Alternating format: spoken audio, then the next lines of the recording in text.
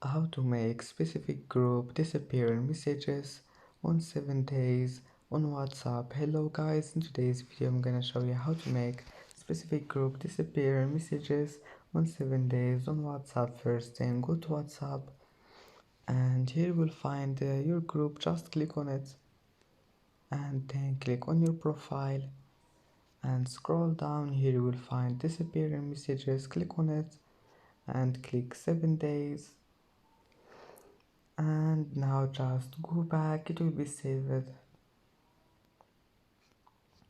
And as you see, disappear messages have been set on 7 days.